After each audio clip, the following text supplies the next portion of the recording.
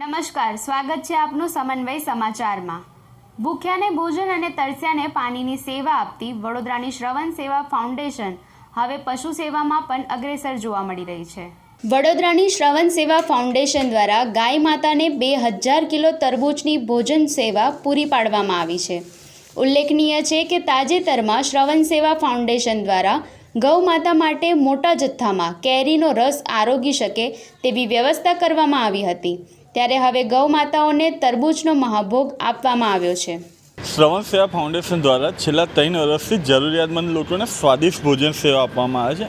હવે અમે થોડા દિવસ પહેલાં ગાયોને કેરીનો રસ બી પીવડાવવામાં આવેલો અને આજ રોજ અમારા દ્વારા ગાયો માટે 2000 કિલો તરબૂચની વ્યવસ્થા કરવામાં આવેલી અને અમે તરબૂચ કાપીને ગાયોને ખવડાવવામાં આવેલું હતું। 2000 જેટલી ગાયો હશે જે નિરાધાર ને અપંગ એવી બધી ગાયો હતી, એમના માટે તરબૂચની વ્યવસ્થા કરવામાં આવી હતી। એમને ઠંડક મળી રહે છે, કારણ કે આજે તરબૂચ આટલા 2000 કિલો જેટલા ના ખવડાવે, એટલે અબોલા પશુ માટે બહુ સારું છે।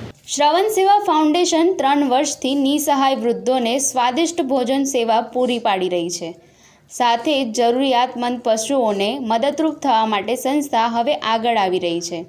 તાજેતરમાં ગૌ માતા માટે 2000 કિલો તરબૂચના મહાભોગની વ્યવસ્થા કરવામાં આવી છે। આ વખતે ગૌ માતા માટે ડાઇનિંગ ટેબલ પર તરબૂચનો મહાભોગ લગાડવામાં આવ્યો હતો।